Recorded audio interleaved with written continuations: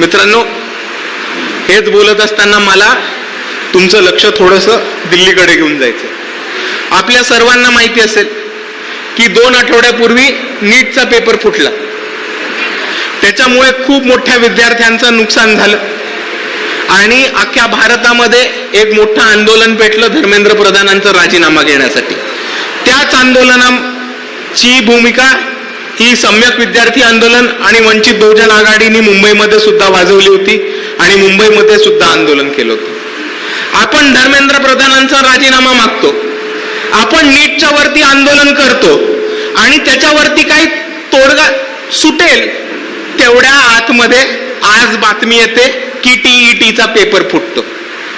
मित्रांनो, 4,28,000 विद्यार्थी या पेपरसाठी तयारी करत होते.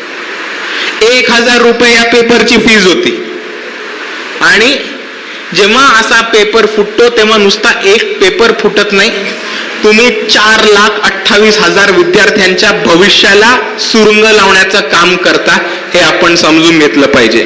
आणि ज्या पद्धतीने भारतामध्ये केंद्र सरकारमध्ये धर्मेंद्र प्रधानांचा पेपर फुटीसाठी राजीनामा मागितला जातो, त्याच पद्धतीने आज वंचित बहुजन आघाडीकडनं आम्ही ही मागणी घेतो की जर आज महाराष्ट्रामध्ये टीईटीचा पेपर फुटत असेल तर संबंधित शिक्षण मंत्री दादा भुसे यांनी सुद्धा राजीनामा दिला पाहिजे आणि विद्यार्थ्यांचं भविष्य हे सुधारलं पाहिजे.